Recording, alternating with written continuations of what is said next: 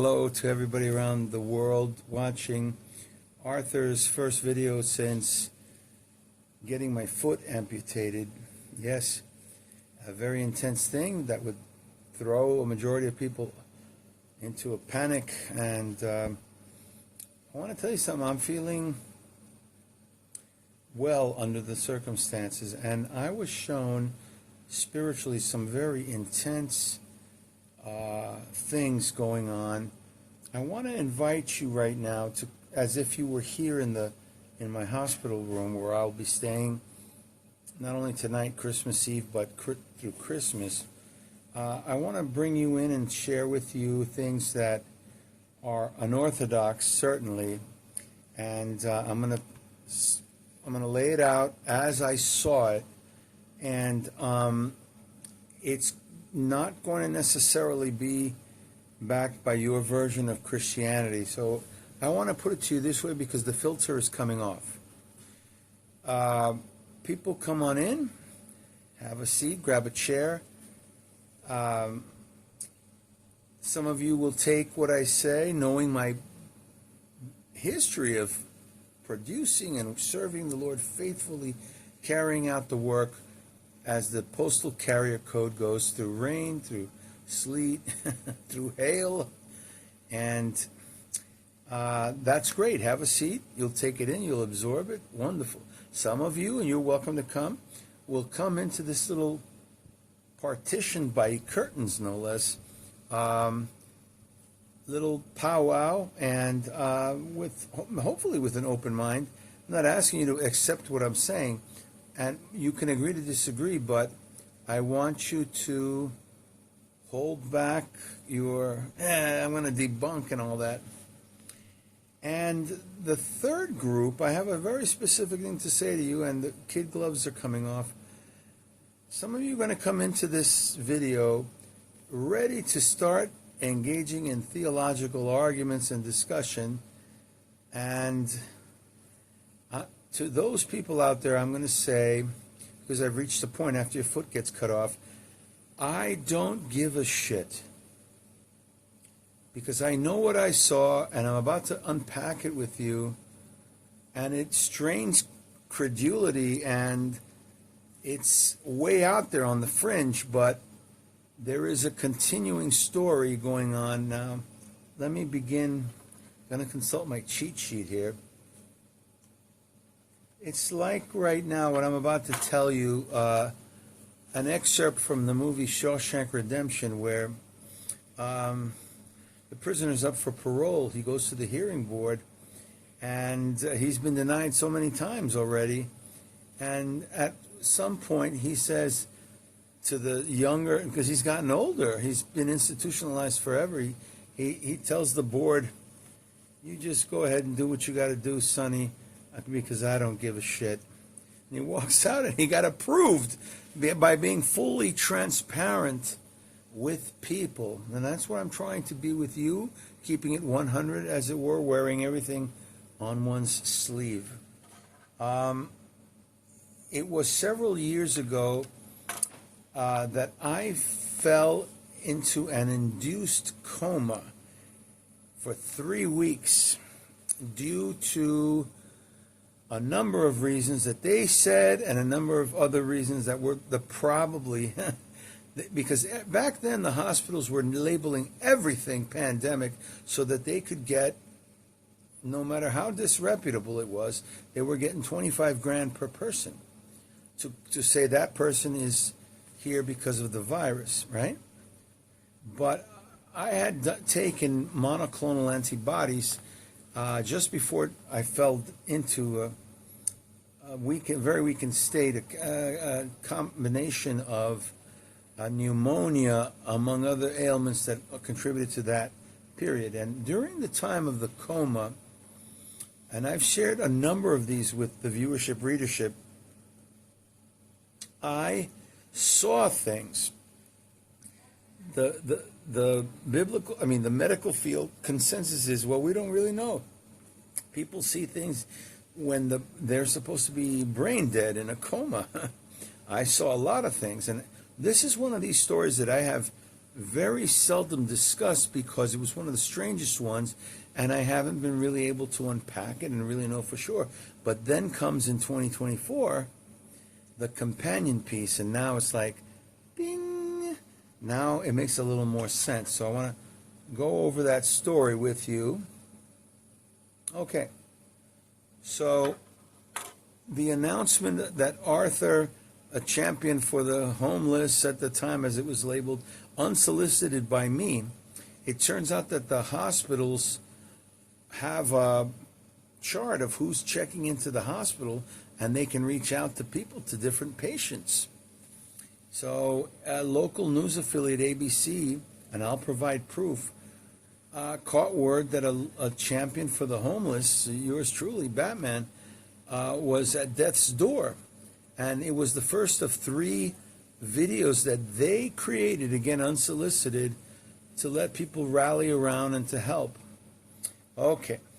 They even interviewed my sister on one of them, and she said, we're just heartbroken. You know, he might go down, but it wasn't Batman's time. And I'm going to start by giving you an idea of one of the mysterious among many, and this one is horrible visions that the Lord wanted me to see. A veil, V-E-I-L, was pulled back. Now remember, this is the coma part of the story, not the new thing, the amputation. This is the coma. So I am in a dark hospital bedroom, strapped to the sides, so I couldn't pull wires out of me, immobilized, and I couldn't do a thing. On my right, I'm pointing in this direction, but you're looking at it reversed, but on my right, I could hear activity from the door. My room was completely pitch black almost, but from the door I could hear activity, people going back and forth like in a hospital. But I was like in the bowels of a different room altogether. Maybe the unseen scene, the French term mise en scène, where there's activity going on that the majority of people are oblivious to, that they have no idea what's going on. And I'm going to provide a visual about this for you. The room was black, but there was going left to right, right to left. It was a ticker tape right up on the top, like for instance, Amazon up 4.1, and it was moving across very fast. Rite Aid down 1.3, etc., etc.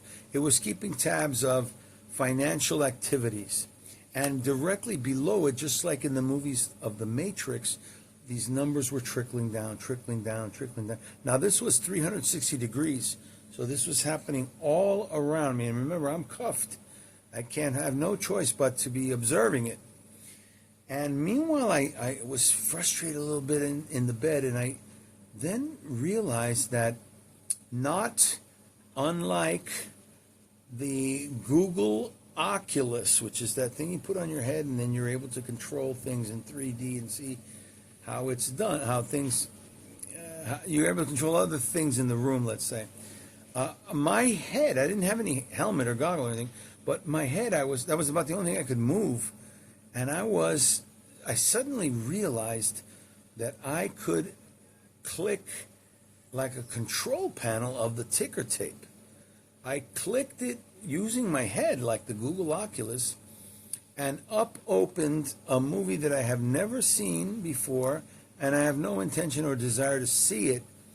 But at the time, it was the trailer for the sequel of Venom, which is in the Spider-Man universe, and we're going to talk about that in just a moment, because what happened in 2024 is relevant to that thing.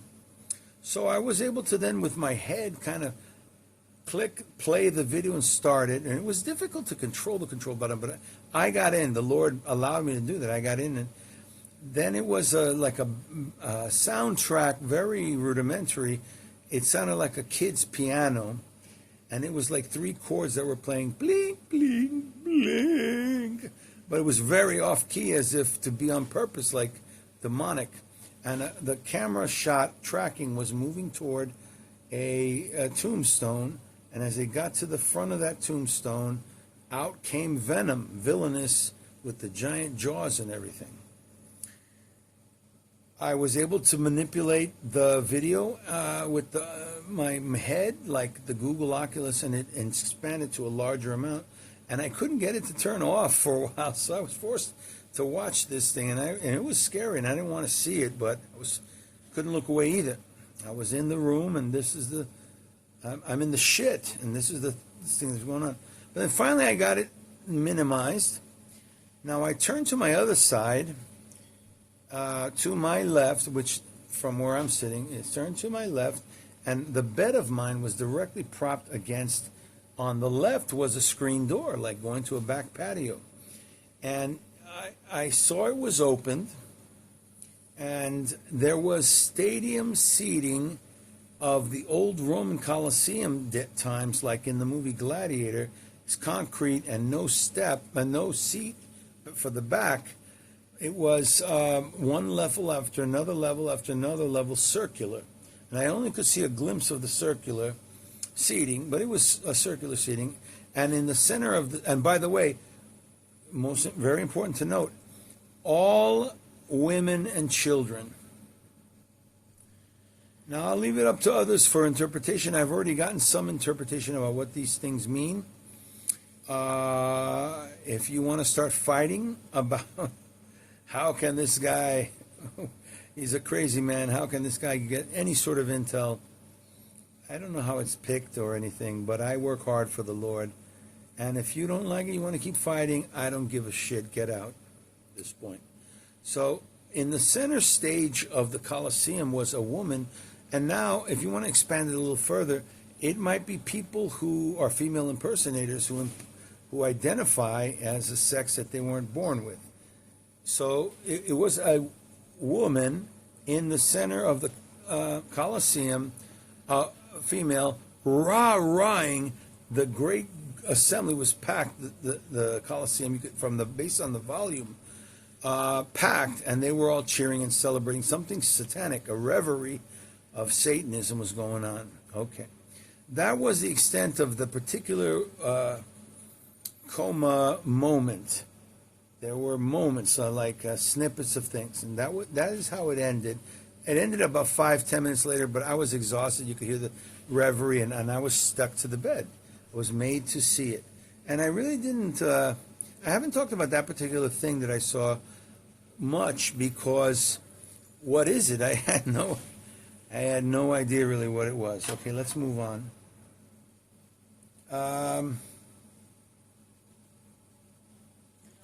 Okay, now we're going to be talking about Lieutenant Dan and the amputation. So I have an amputation. My foot has been removed. My right ankle has been removed, and they managed to save the right knee and the right calf. And in time, I'll be able to get a prosthetic, and I'll be able to drive the Interstellar Batmobile once again. But there's going to be a period, maybe as long as a year, of therapy and such, and your prayers appreciated, because the more intense, the more feverish the prayers are, I am of a certainty that they're going to shorten the recovery time. So right now I'm sort of like Lieutenant Dan, you call this a storm? type thing. Okay. So I'll include some Lieutenant Dan clips from Forrest Gump to resonate what I'm going through right now. Now let me tell you what happened. So I had already been dealing on the right foot with an incurable French disease named after a French scientist. It is the equivalent of a foot version of carpal tunnel syndrome. It's named after the guy. His surname is Charcot, Charcot. It was a hole the size of a quarter in my foot, in the middle of my foot. And also at the same time, concurrent, I was dealing with a diabetic ulcer. Double whammy. And I was changing the dressing, washing it, keeping it clean, following the orders of the wound care specialist doctor that happened to be also here in this particular hospital. Then one day recently, now I've been here since the 17th, so it's been quite a while now, but I'm saying recently in the terms of this month, I felt myself collapsing. Might have been because of the poisons in my body. I felt weak and I was collapsing. I tried to brace myself in the parking garage where I live. The first part of the body to hit the pavement concrete was my lower left ribs, and it hit hard. I thought they were broken. Turns out they were just bruised, thank the Lord. And then the second part was my right knee. There were two giant scrapes. And I was there for, I was there for about a half an hour until somebody, I called a neighbor and they came and picked me up off the ground. Soledad, my helper and the co-creator of the Ministry of Bibles for Homeless, was there, and my mother and father were there. And she goes, "What is that?" And I looked, I hadn't been paying attention. I said, "Whoa."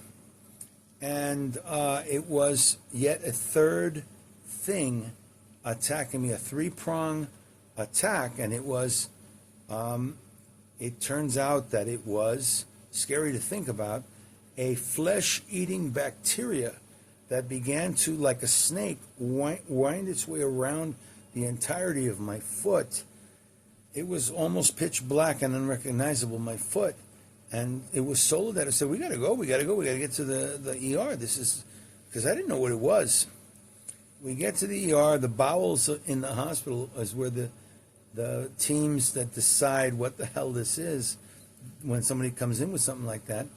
And I got 3 consults. The first consult was, "You've lost a foot." The second consult was, "We have to take this foot off immediately." The third consult, in recognizing it along with the others, was this all happened within a span of 40 hours. If you had waited another day, we're talking about cutting the foot all the way past the knee. And if you had waited another day, we would be talking about removing your leg all the way up to the balls. So I didn't really have a choice. You had to get it done. But now let me give you a little thing. Most people would be despondent and everything. Oh, you know, what have I done wrong? This must be a curse. Curse yourself and die, Job. Not this guy. I do too much work. I have a good track record. So this is how I felt it was to be interpreted in a spiritual sense so far. And we got a lot more stuff to discuss. But at the moment, I thought, when the surgery was done and I'm looking at my stump, it was as if the Lord had said, "My boy has suffered too much. Beep, boop, beep. We're going to get him out of that. Beyond science and everything, in spite of the fact that it's an attack from the enemy, we're going to get rid of it. He's that chapter of agony. 3 things on the same foot. I am the Lord. What can't I do? It's done. Beep, boop, beep." After the surgery, which was several hours later, there was no more ulcer, no more Charcot, and most importantly, no more of the flesh-eating bacteria. They got rid of it. It was gone. And I awoke and still feeling pretty good, in spite of the fact that it happened so shockingly fast and what have you. I get to my room. First I check into the room. This is important. Sorry. All of this is connective tissue thread. I get upstairs. I get taken from ER up to the main hospital beds. And the charge nurse of the hour, a fella named Emmanuel, which for a chicken dinner, what is it? It means God is with us. And he had a radical big tattoo of a flower. And I squinted, I looked a little more, and I go, now remember, Venom is in Spider-Man, right? So here already the connective tissue threads. I go, "Hey, why do you have a Spider-Man coming out of the flower? And not just any Spider-Man, but this is a Todd McFarlane." This is the nerd that I am. I know who the artist is.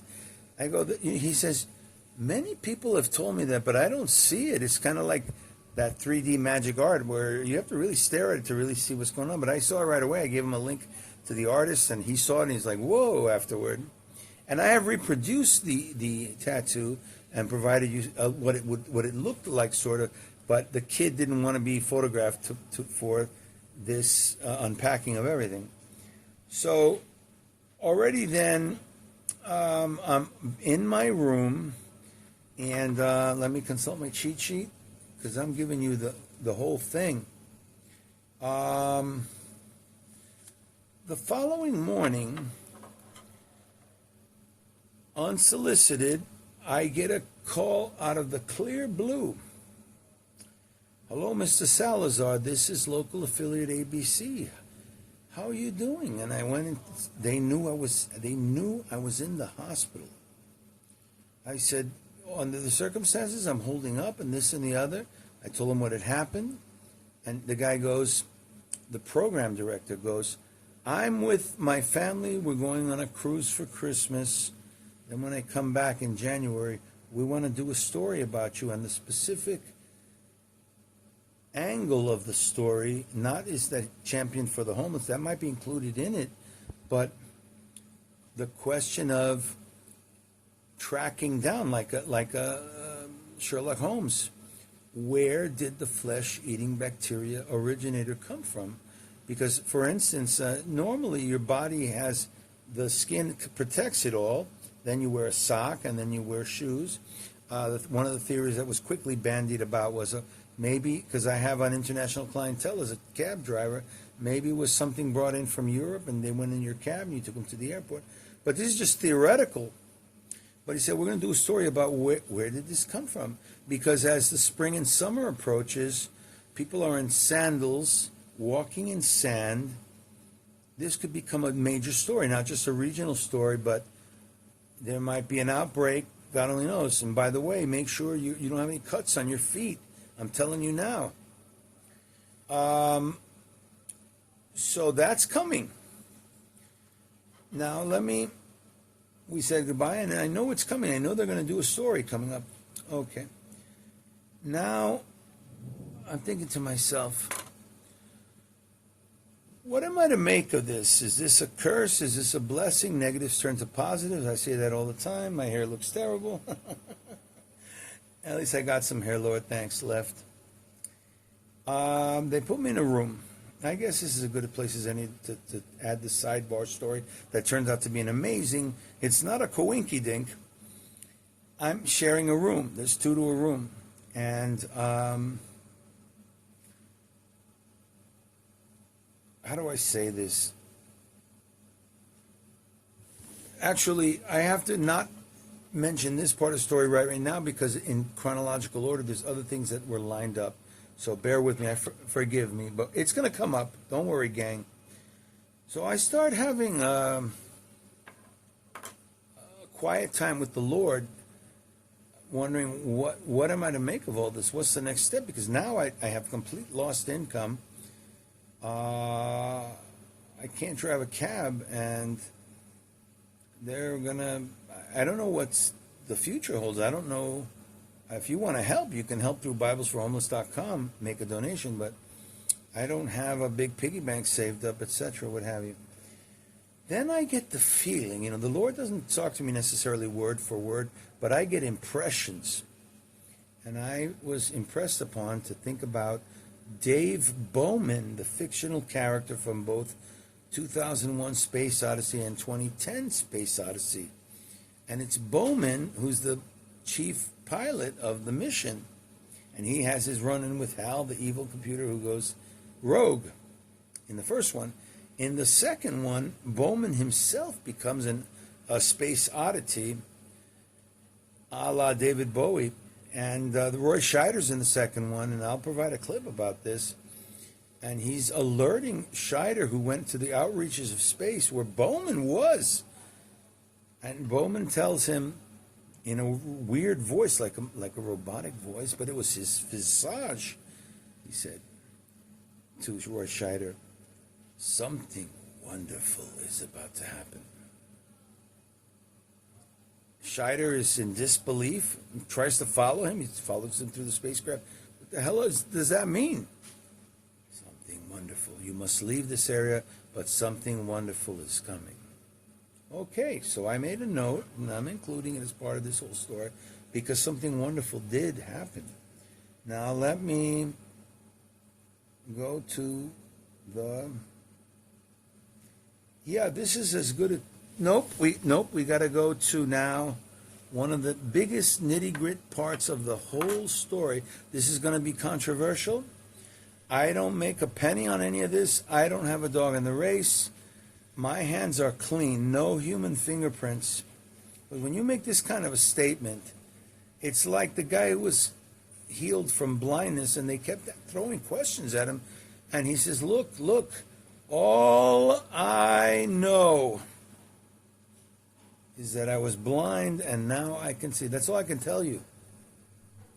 So I'm sitting with my helper, my helpmate Soledad, here in the room. Let me see if I can give you an idea of there's the ceiling, and these are these partitions. They are curtains, and she's sitting at the edge of the bed, and I'm sitting at the bed.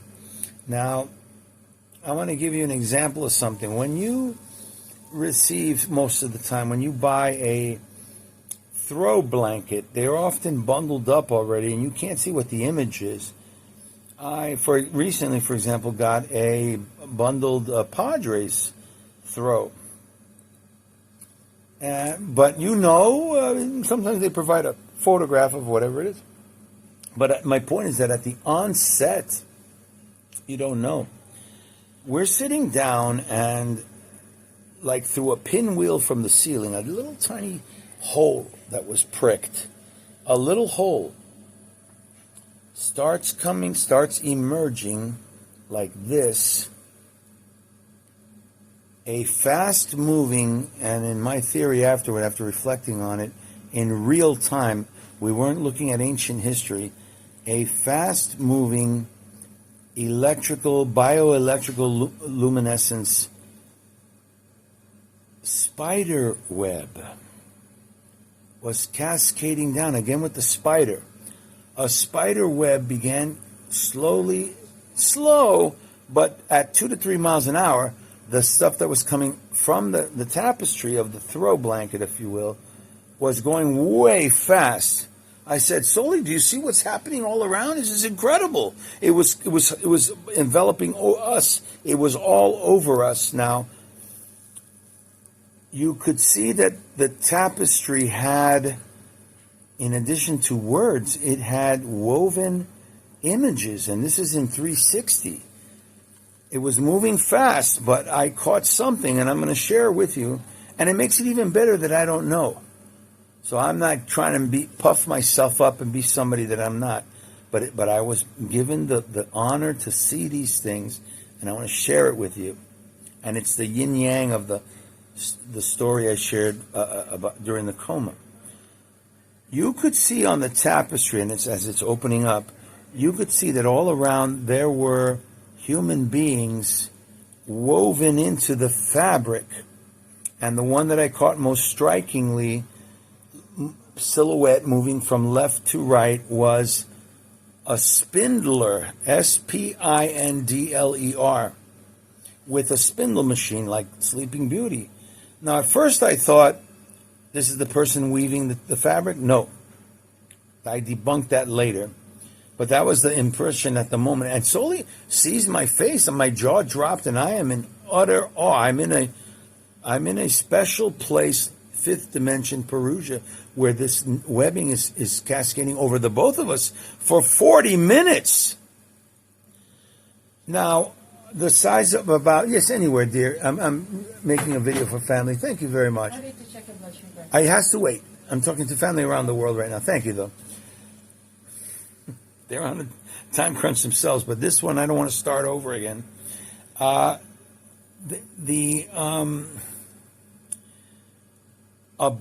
the spindler, I caught in block letters, but it's not a block. But just for purposes of explaining what it is, let's say 2.5 inches by 2 inches, letters in English. Let's say this is the head of the spindler, just to give you an example. I caught the word every, but it was form fitted around the artwork itself, so it was like an EVERY, and the same with all the other images on the tapestry. There were words. And then I had an epiphany. I had an idea. I said, this could be, let's put it that way, but then this is what I feel right now. I was given privilege to see the ongoing, in real time, the book of life. It includes pictures. It's a picture book. And it wasn't a spindler of 100 years ago. It was somebody who was spindling now.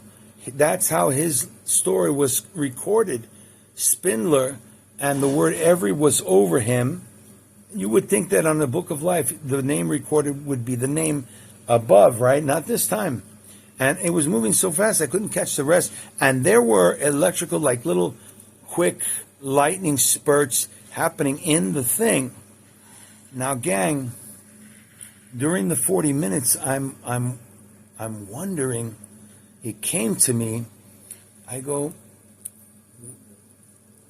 what is the material used, the parchment, for the book of life, let alone the ink? Where is it from? I have photos, by the way. If you don't believe me, you think I'm drinking the Kool-Aid too much, fine, you can have your opinion, but you start battling with me, I don't give a shit. Get out at this point. But then it was like given to me that this had to do with the expulsion from paradise. Now, at the expulsion from paradise, God places two cherubim east of Eden, armed to the teeth. You don't belong there. You better get out, or you're going to get slain. They are armed. This is no joke. This is serious time in the fifth dimension. But it occurred to me, because I was thinking expulsion from paradise, that perhaps, listen up, the sapling from the tree of life was providing the material, because nobody knows, for the book of life. And not only that, but like you think about it, the pulp of the tree itself was pushing out to make this spider web type thing. So my mind was like, I was like being blown away by the whole thing, the intel, and the idea of being inside to see this. And then came the summation that then I add more material about the prior coma vision, that nowhere in the Bible does it talk about a corresponding book of death. But maybe that ticker tape, like the Matrix and the numbers and everything, maybe there's something going on there too, where all the bad stuff is being recorded, like a yin and a yang. That's to me, with the Spider-Man thread, how it all connected. Now let me go a little further. So we're almost done. We're about done. I don't have to use my cheat sheet anymore. But in summary, oh no, I didn't tell you that. We're not done. So in my room where I'm at, it's very tight. You're lucky if you can get 5 people in. There were 40 people attending somebody that was right next to where I was. 40 people. And it turns out that the guy, almost a senior, or maybe around that age, but he kept himself pretty well. They had botched a surgery where his colon and his bunghole, there was a tear. So the poor guy went through one surgery, and then he was being prepped to go back to a second surgery so that he wouldn't sue the hospital. Then it turned out later, I found out he had to be whisked back for the same problems for a third surgery. Very low probability of surviving. And to me, I had this imagery going on of I haven't even gotten to it. So where are the cherubim? If I'm in the other side of the Garden of Eden, and they're still maintaining, like Buckingham Palace, they're maintaining guard. Where are they? Well, lo and behold, they were on, and they still are, but to the untrained eye, you don't see it. There are two characters. One of them is carrying, I'll show the proof. I took high definition photos. One is carrying a laser ray gun. That's the name of the daily devotional. And the other one's carrying a sword. And they are there guarding the tree of life. Nobody gets past these guys. You can disagree, that's fine, but hold your negativity and hate, player hater moment. So then I have this feeling like wherever my feet are laying, especially in this moment, being in the fifth dimension, that I'm looking at the body as a temple. And I'm thinking, well, the surrounding area, wherever your foot lands, that's my domain. That's the Bride of Christ. Arthur Batman is an ambassador, the genuine article. This is my area. And I said to myself at the moment, I can't have a guy dying right in the front porch of where I live. That's preposterous. I'm in the heavenly realm. So I don't pull punches. Again, if you don't like what I was to say, just check out. But quietly, 40 people are in the room. It's noisy as heck. Quietly, I said, you're going to try to have somebody killed when I'm here in my crib in the heavenly realms? Satan, get the fuck out. I said, this is not acceptable. Get out. Taking authority, spiritual carpe diem, like speaking to afflictions. But I was talking directly. This poor guy they gave him like a 2% chance after the third surgery. Well, guess who he was? It turned out, I'm going to provide a link from the movie The Right Stuff, the early days of space exploration. Turns out that this guy was one of the JFK. I'm not done yet, dear. Thank you, dear. One of the LBJ era deep state operatives keeping tabs on Mexico during the JFK assassination. That guy. So my theory was they had 40 people there because he's got secrets and they don't want him blabbing before he kicks the bucket. Maybe they're still being watched. This is the day and age. It's very glass half empty, skeptical world that we live in. I'll tell you another amazing thing that during this time that happened. So I'm with family in the room here. It's on another occasion, all during the stay here. The door to my room is open, and there's activity. People, doctors, technicians, and patients walking back and forth. And my brother, my only brother, John Paul Salazar, who recently went to heaven, he made a cameo appearance. But he didn't stick his head in and go, "Hey, folks, how you doing?" None of that jazz. But it was him. Take it on my authority. It was him. He goes from left to right, and it was like an Alfred Hitchcock cameo in a movie. It was like, and that was it. He walked with 3 empty cafeteria trays, and it was like just to say, you know what, guys, I can come and go whenever I feel like. I'm part of the heavenly hosts. I'm not dead. Last breath here, first breath there. It was amazing. It was amazing.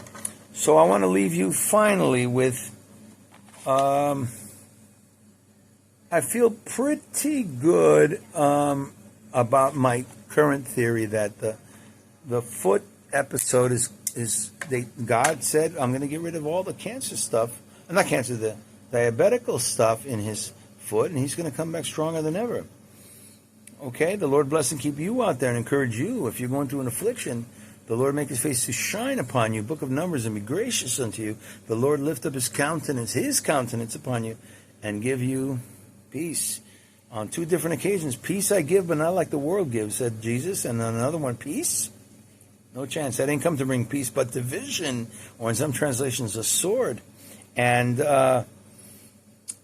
I felt,